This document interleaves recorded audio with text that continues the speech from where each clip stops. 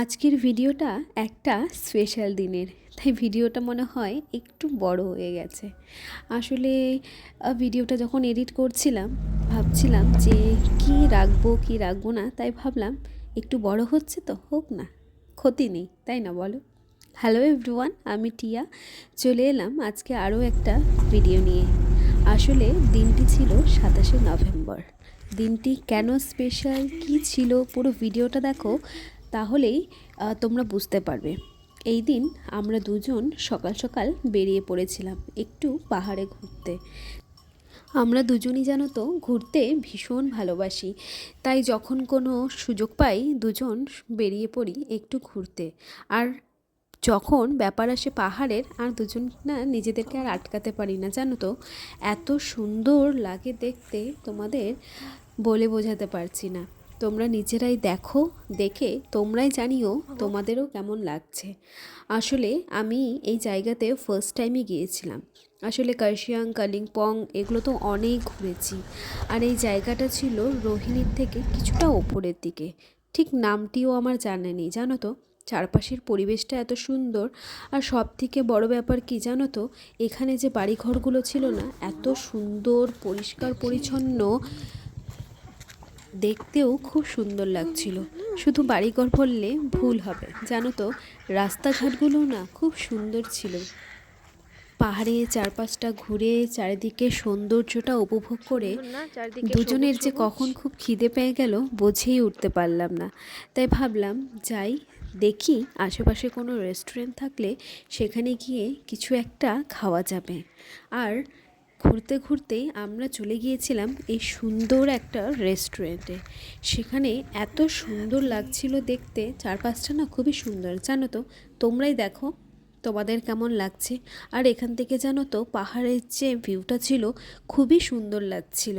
আমার তো বেশ দারুণ লেগেছে, তোমরাও জানিও তোমাদের কেমন লাগছে। আর তার মধ্যে কি বলো তো, চারপাশে এত সবুজ, চারপাশে এত চা বাগান, বেশ দারুণ লাগছিল, জানো তো।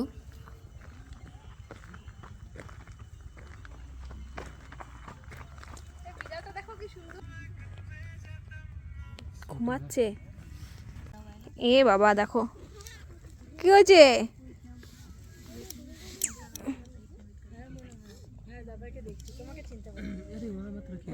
এই দেখো আবারও পেয়ে গেছি। এরা যে কি করে বুঝে যায় এদেরকে আমি এত ভালোবাসি, তাই যেখানেই যাই এদেরকে আমি পেয়েই যাই। আর জানো তো ও এত সুন্দর ছিল না দেখতে, আসো আসো, আদর করতে লোমগুলো বলছে। এতটা সফট। এই সত্যি বলছি, তুমি আসো।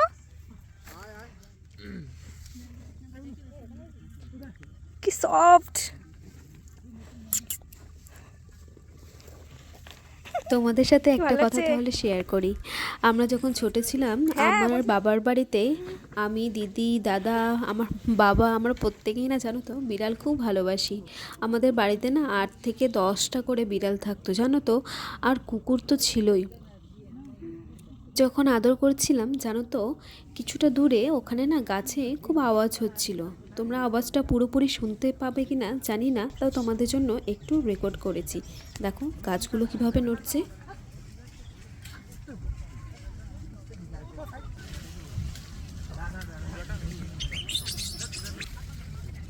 ওকে আদর করতে করতে দেখি ওখানে বেশ কিছু বানরও এসেছিল, জানো তো কিভাবে তাকিয়েছিল। আমি যখন ওদের ভিডিও বানাচ্ছিলাম একটা এইভাবে তাকাচ্ছিল, আমি তো জানো ভয়ে পেছনে পুরো দৌড়ে গিয়েছিলাম। আর এই দেখো আমাদের অর্ডারটা ততক্ষণে চলে এসেছিল। বেশি কিছু অর্ডার করা হয়নি, জানো তো ওয়াইফাই নিয়েছিলাম আর ছিল মোমো। পাহাড়ে যাব আর মোমো খাবো না, সেটা তো কখনো হতে পারে না, তাই না বলো। আর মোমো খেতে আমি আগাগোড়াই ভালোবাসি।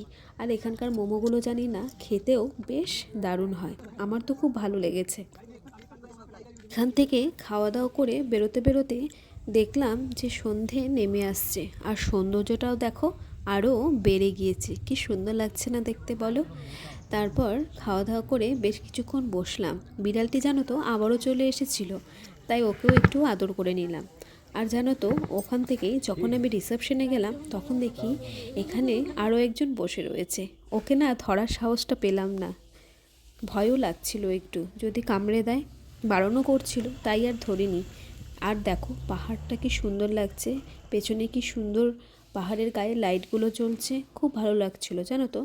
আর স্পেশাল কেন ছিল বলো তো, আজ ছিল আমার হাজব্যান্ডের বার্থডে, তাই দুজন মিলে দিনটি খুব সুন্দরভাবে উপভোগ করেছিলাম।